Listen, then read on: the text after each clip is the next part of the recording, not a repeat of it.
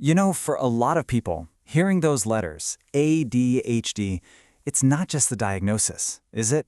It feels more like a verdict, something whispered about you, something that defines you in a way you never ever asked for. But what if we've been looking at this whole thing completely backwards? Yeah, and I bet it felt exactly like that, didn't it? All of a sudden, you were the problem. The one who couldn't sit still, couldn't focus, the one who just couldn't be, normal. So on one side of the coin, you've got the world's labels, right? Broken, distracted, lazy. But what if we flip that coin over? What if it's not broken, but built for war? Not distracted, but simply too fast for this slow-moving world?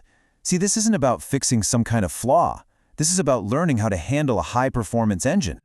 And that really gets to the heart of it. Is this actually a deficit, or is it overdrive? Is your mind really missing something, or is it just humming along at a frequency that most people can't even begin to touch? So look, the real battle here, it's not about finding more motivation. You've probably got tons of that.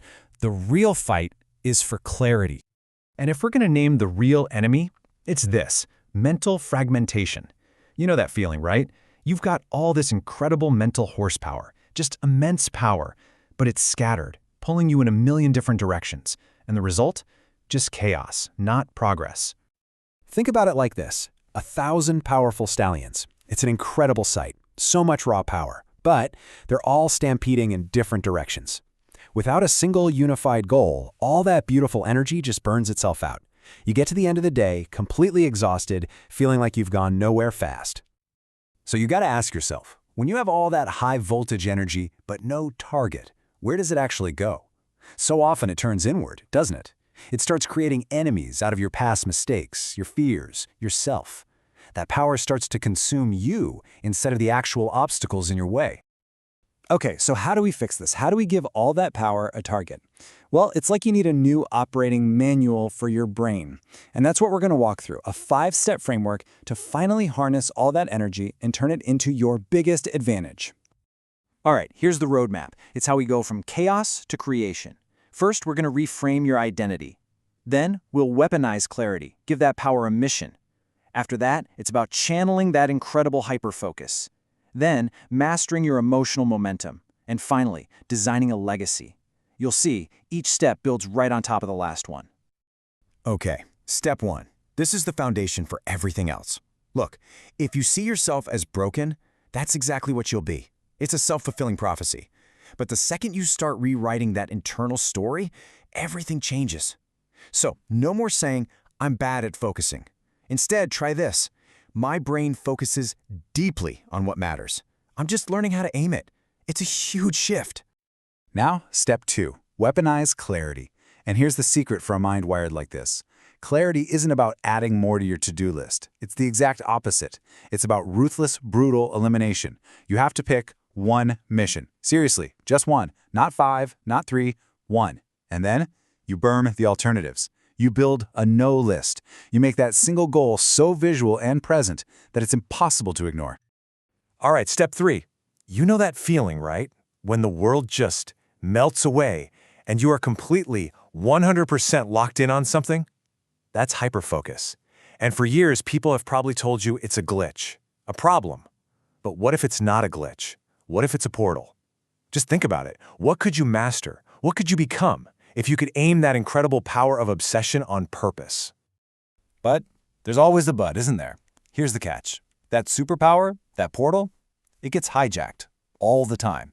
It gets aimed at the wrong things. Endless social media scrolling, video games, those internet rabbit holes we all fall down. So the key isn't to stop hyperfocusing. The key is to protect it. You have to build a fortress around it and aim it deliberately at your one mission.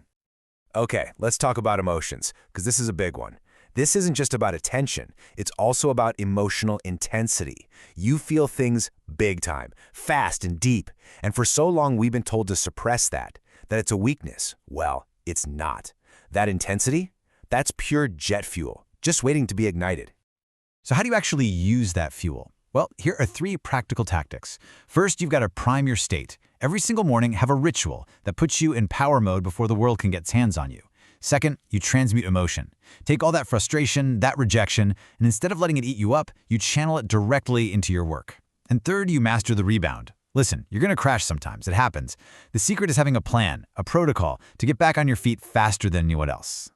And all of this leads to the final and maybe most important step, designing a legacy. See, this whole framework isn't just about managing symptoms or getting through the day. It's about understanding why your brain is wired this way in the first place. You see patterns no one else does. You have an energy that others can't match. You weren't built to just fit in. You were built to create something that's going to outlast you. And that's the ultimate shift in perspective, right? Building your legacy. It's about going from just coping with how you're wired to actively deploying it, using it as the engine for your life's work. It's about making a real, tangible impact. I really want you to let this next part sink in. You weren't cursed, you were chosen.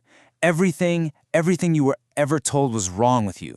That restlessness, that intensity, those chaotic thoughts, that wasn't a curse. It was the raw material for your greatness. So stop apologizing for your fire. It's time to act like it. It's time to use it. So let's wrap this up with a final thought. The world has plenty of people trying to be normal. It has enough people living in grayscale. It really doesn't need another copy. What it needs is your fire, your unique, unfiltered, chaotic brilliance. So the only question left to ask is, what are you going to build with it?